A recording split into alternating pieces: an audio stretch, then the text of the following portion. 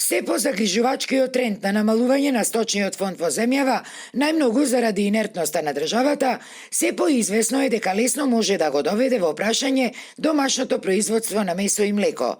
Освен дефицит од храна, таквиот тренд ќе доведе и до згаснување на многу мали традиционални стопанства, предупредуваат македонските сточари. Сточниот фонд нагло се ништи.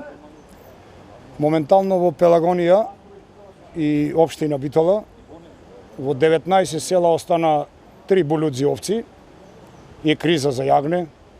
Останува многу малце крупна стока. Во 4 села за 25 дена се продадоа 1200 грла крави.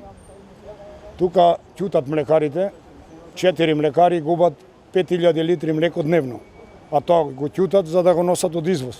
Тие обвинуваат дека нашето млеко или не се откупува, или се откупува по многу ниски, производствено неисплатливи цени, иако, како што тврдат, домашното млеко е далеку поквалитетно од увезеното. Реагираат и на замрзнувањето на цените на млекото и млечните производи. Глупост. Тие ги кренаа 100 на 100 цените, 1 кило кашкавал дојде 800 денари, а сега 10 на 100 ќе го намалеле, згора на тоа сака и нашето млеко предаено да намалат. Значи, ние не добивме ништо со тоа. И нема да добиеме. 98 година беше 30 денари млекото, една крава да ја купиш 1500 марки, сега 1500 евра. Значи, ништо не добивме. Тогаш беше 25 денари литар нафта, сега е 80 денари. Замрзнување на млекото. Не е замрзнување на млекото.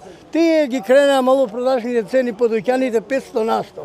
Значи, не е замрзнато млекото во провинција. Замрзнато е млекото на откупот на сточарите. И затоа што сега кажува 2-3 денари да намалат. И пак ќе дојде испод околу 30 или испод 30 ќе му дојде млекото.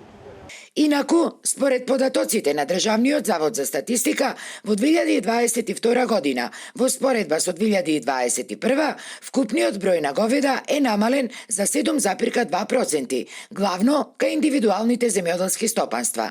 Заради сето ова и се стравува дека Македонија се повеќе станува увозно зависна земја за храна, алармираат македонските сточари и тврдат дека сточниот фонд во државава реално е намален за околу 40%.